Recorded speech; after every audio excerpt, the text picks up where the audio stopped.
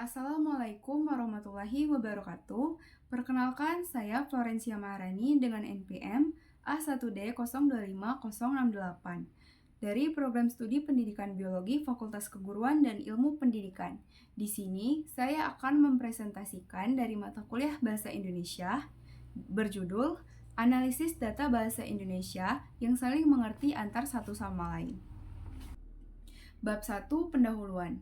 Adapun latar belakang, Indonesia sebagai negara kepulauan terbesar di dunia dengan lebih dari 700 bahasa, daerah, dan dialek yang beragam, telah menjadikan bahasa Indonesia sebagai alat pemersatu komunikasi nasional sejak lahirnya Sumpah Pemuda pada 28 Oktober 1928, di mana para pemuda memilih bahasa Melayu yang disempurnakan menjadi bahasa Indonesia untuk menyatukan bangsa di tengah keberagaman etnis.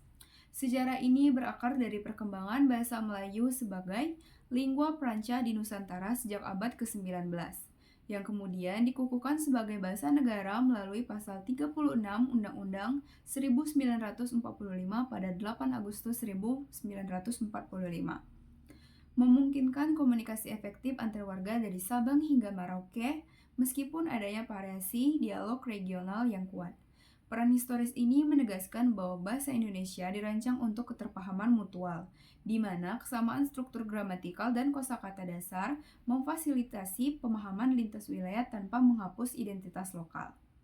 Fenomena keragaman bahasa Indonesia yang tetap saling dimengerti antar penutur dalam era digital penting untuk dikaji dalam mencerminkan dinamika linguistik yang kompleks dan adaptif. Adapun rumusan masalah. Bagaimana bentuk variasi bahasa Indonesia yang tetap saling dimengerti? Faktor apa yang menyebabkan keterpahaman antar variasi bahasa? Dan bagaimana analisis data bahasa menunjukkan pola keterkaitan antar variasi tersebut? Tujuan penelitian, mengidentifikasi bentuk ragam bahasa yang digunakan masyarakat, menganalisis faktor linguistik dan sosial yang mendukung keterpahaman, dan mendeskripsikan hubungan antara data bahasa dengan komunikasi efektif. Manfaat penelitian, manfaat teoretis. Penelitian ini memperkaya kajian sosiolinguistik Indonesia dengan dokumentasi fenomena keterpahaman mutual di era digital, memberikan data empiris untuk pengembangan teori mutual intelligibility dalam konteks multibahasa Nusantara. Manfaat praktis, hasil penelitian mendukung pengembangan kurikulum pendidikan bahasa yang adaptif terhadap variasi digital, strategi komunikasi lintas budaya di media sosial, serta kebijakan pelestarian bahasa Indonesia yang inklusif terhadap dinamika sosial modern. Bab 2, Landasan Teori. Bahasa Indonesia dan variasinya. Bahasa Indonesia menunjukkan keragaman variasi yang sangat luas, mencakup dialek daerah, ragam bahasa formal dan informal, serta register bahasa yang spesifik untuk konteks sosial atau bidang pekerjaan tertentu. Variasi bahasa ini mencerminkan keragaman budaya dan latar belakang sosial masyarakat Indonesia yang sangat pluralistik. Selain itu, di era digital, muncul pula variasi baru seperti bahasa gaul anak muda dan bahasa internet yang berkembang pesat melalui media sosial dan platform komunikasi digital. Variasi-variasi ini membuat bahasa Indonesia menjadi lebih dinamis dan mampu menyesuaikan diri dengan kebutuhan komunikasi yang berbeda di berbagai kalangan masyarakat. Fleksibilitas bahasa ini menjadi kekuatan bahasa Indonesia untuk tetap relevan dan efektif sebagai alat komunikasi nasional di tengah perubahan sosial dan teknologi. Paragraf ini menegaskan pentingnya mengenal variasi bahasa untuk memahami pola komunikasi yang terjadi di masyarakat modern. Mutual Intelligibility. Keterpahaman mutual merupakan konsep fundamental dalam sosiolinguistik yang menggambarkan kemampuan penutur dari varian atau dialek berbeda untuk saling memahami isi komunikasi tanpa hambatan berarti.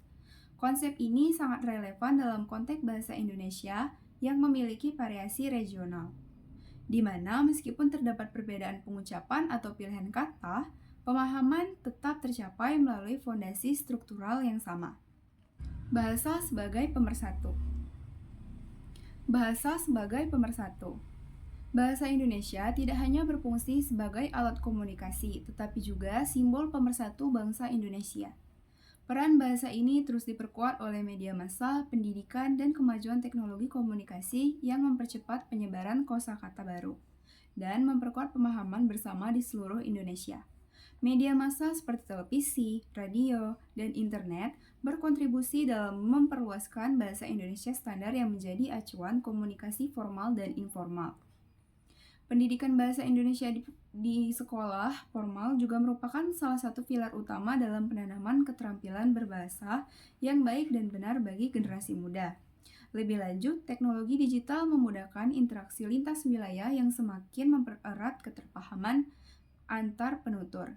Dengan demikian, bahasa Indonesia terus berkembang menjadi alat efektif yang tidak hanya menyampaikan pesan, tetapi juga memperkokoh persatuan dan identitas nasional di tengah keragaman budaya bangsa Indonesia. Teori pengurangan ketidakpastian dalam keterpahaman. Teori pengurangan ketidakpastian yang dikemukakan oleh Charles Barger pada tahun 1975 menjelaskan bahwa dalam interaksi komunikasi awal, penutur secara aktif berupa mengurangi ambiguitas dan ketidakpastian makna melalui strategi verbal, nonverbal, dan konteks sosial untuk mencapai pemahaman bersama yang efektif. Dalam konteks variasi bahasa Indonesia, teori ini relevan untuk menjelaskan fenomena seperti percakapan Nadira dengan Intan menggunakan dialek pagar alam. Sementara saat berbicara dengan Rio, Nadira secara strategis beralih ke bahasa standar, yaitu menggunakan bahasa Indonesia. Lalu, ketika Nadira berbicara dengan Atia, menggunakan bahasa Lahat.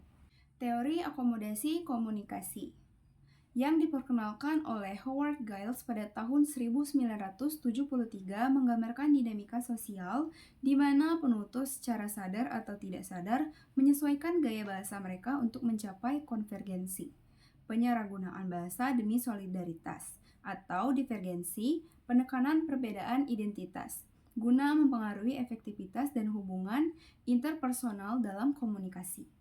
Bab 3. Metodologi penelitian. Jenis penelitian. Penelitian ini menggunakan metode deskriptif kualitatif yang bertujuan untuk menggambarkan fenomena variasi bahasa Indonesia dan keterpahaman mutual secara mendalam dan sistematis berdasarkan data alamiah tanpa intervensi atau manipulasi variabel. Pendekatan ini dipilih karena sifatnya yang fleksibel dalam mengeksplorasi pola komunikasi sosial di era digital, di mana data berupa teks percakapan dan konteks penggunaan bahasa dapat dianalisis secara naratif untuk mengungkapkan makna dan dinamika linguistik yang terjadi. Sumber dan pengumpulan data.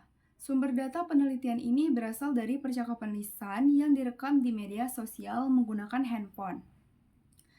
Saat seperti TikTok, Instagram, dan Twitter, serta konten digital berupa dialog antar penutur dari berbagai wilayah Indonesia yang menunjukkan variasi bahasa gaul, dialek daerah, dan campur kode. Data dikumpulkan dari postingan viral, komentar interaktif, dan live streaming yang melibatkan penutur lintas provinsi untuk memastikan referensi keragaman regional. Teknik pengumpulan data mencakup observasi, tidak sadar, simak bebas, lihat cakap untuk mencatat pola bahasa secara alami, dokumentasi screenshot dan transkrip video, serta pencatatan korpus digital menggunakan tools seperti Google Sage untuk mengelompokkan contoh frasa representatif. Pada bab 4, hasil dan pembahasan. Di deskripsi data, dalam penelitian ini, data yang dikumpulkan berupa berbagai percakapan antar penutur dari ragam bahasa daerah dan bahasa Indonesia standar yang digunakan dalam konteks sosial sehari-hari dan media sosial. Salah satu contoh percakapan yang menarik adalah interaksi antara Nadira dengan Intan yang menggunakan dialek pagar alam, diikuti dialog dengan Rio menggunakan bahasa Indonesia standar, dan percakapan Nadira dengan Atia yang menggunakan dialek Lahat. Adapun contoh percakapan tersebut sebagai berikut. Nadira: Intan, kabala udem gulai?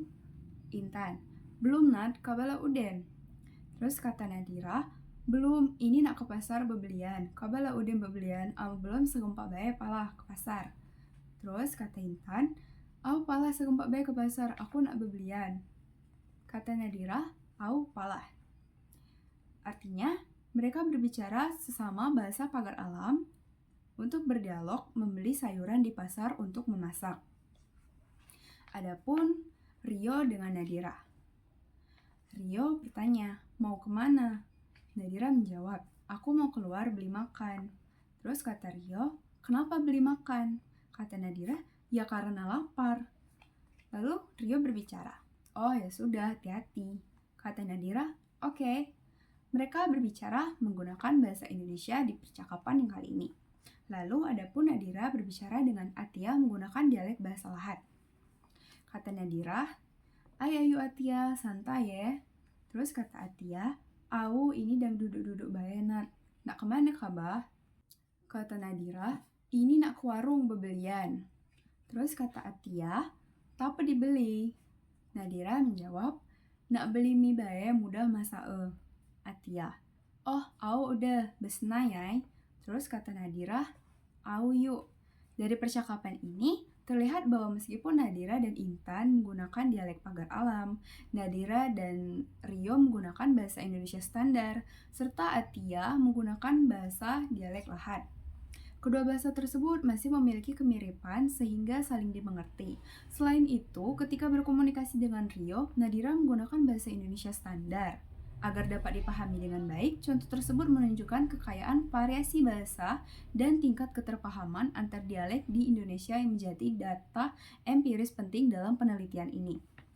Hasil penelitian menunjukkan bahwa keterpahaman mutual antar variasi bahasa Indonesia yang tinggi memberikan implikasi strategis bagi pengembangan kebijakan bahasa nasional. Temuan bahwa dialek, pagar alam, dan Lahat saling intelligible melalui kesamaan morfologi dan konteks sosial menegaskan perlunya kebijakan yang tidak hanya melestarikan bahasa standar melalui pendidikan formal, tetapi juga mengakomodasi variasi digital sebagai aset komunikatif modern yang memperkuat identitas nasional di tengah globalisasi. Pemerintah dapat mengintegrasikan data empiris serupa ke dalam Badan Pengembangan dan Pembinaan. Secara teoretis, penelitian ini memperkaya kajian sosiolinguistik Indonesia dengan bukti empiris bahwa mutual intelligibility tidak hanya bergantung pada faktor struktural, gramatikal, leksikal, tetapi juga dipengaruhi dinamika digital seperti algoritma viral di TikTok yang mempercepat konvergensi bahasa gaul nasional, memberikan dasar untuk pengembangan model keterpahaman multidimensi yang mengintegrasikan teori Berger dan Giles dalam konteks multibahasa Asia Tenggara. Secara praktis, teman percakapan Nadira yang transisi lancar antar dialek, regional, standar dapat diterapkan dalam pelatihan komunikasi digital. Faktor linguistik. Analisis percakapan menunjukkan bahwa keterpahaman mutual terjadi karena adanya kesamaan sistem gramatikal, kemiripan kosakata dasar, dan konteks komunikasi yang serupa di antara variasi bahasa tersebut. Struktur kalimat yang mengikuti pola subjek, predikat, objek tetap konsisten, meskipun terdapat perbedaan dalam fonetik dan leksikal seperti yang terjadi pada penggunaan frasa kaba udem, kamu sudah, yang mudah dimengerti oleh penutur dialek pagar alam maupun Lahat. Kemiripan kosakata dasar seperti ke pasar, bebelian yang berarti belanja, dan mi yang juga berarti mie juga memperkuat pemahaman antar dialek. Konteks percakapan sehari-hari terkait aktivitas belanja dan makan menjadi landasan yang memperkuat keterpahaman antar penutur dari latar belakang bahasa yang berbeda. Faktor sosial dan teknologi. Selain faktor linguistik, faktor sosial dan teknologi juga memiliki peranan penting dalam memperkuat keterpahaman antar variasi bahasa di era digital. Pendidikan formal bahasa Indonesia membekali masyarakat dengan bahasa standar yang menjadi alat komunikasi nasional. Sementara itu, media sosial dan platform digital memfasilitasi interaksi lintas daerah yang memungkinkan pertukaran kosakata baru dan penguatan konteks sosial budaya yang sama. Contoh percakapan di atas yang melibatkan pengguna dari beberapa daerah menunjukkan betapa teknologi komunikasi modern mendukung difusi bahasa secara cepat, mempererat jembatan linguistik antar daerah, sekaligus mempertahankan kekayaan variasi lokal. Oleh karena itu, pengaruh sosial dan teknologi (TIK) berkontribusi besar dalam evolusi bahasa Indonesia sebagai alat pemersatu di tengah keberagaman. Pada bab 5, kesimpulan dan saran. Kesimpulan. Berdasarkan hasil penelitian yang telah dilakukan mengenai variasi bahasa Indonesia yang saling dimengerti antar penutur dari berbagai wilayah, dapat disimpulkan bahwa bahasa Indonesia tetap berfungsi efektif sebagai alat komunikasi nasional. Meskipun terdapat variasi dialek dan bahasa gaul yang berkembang di media sosial, kesamaan struktur gramatikal, kemiripan kosakata dasar, dan konteks komunikasi yang serupa menjadi faktor utama yang mendukung keterpahaman mutual antar variasi bahasa tersebut. Selain itu, peran media digital dan pendidikan bahasa Indonesia sangat penting dalam memperkuat difusi bahasa dan menjaga keterpahaman antar penutur. Fenomena ini menunjukkan dinamika linguistik yang adaptif di era digital yang mendukung evolusi bahasa Indonesia sebagai alat pemersatu bangsa.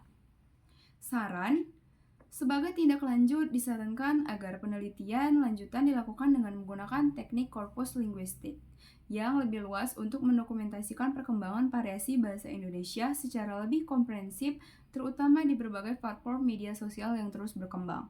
Pendidikan bahasa Indonesia di sekolah dan universitas juga perlu menyesuaikan materi dan metode pengajaran agar dapat mengakomodasi fenomena bahasa digital dan variasi lokal secara seimbang.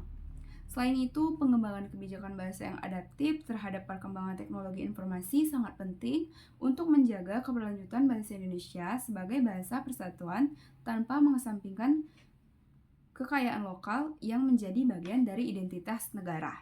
Baiklah, itu saja hasil presentasi dari makalah analisis data bahasa Indonesia yang saling mengerti antar satu sama lain.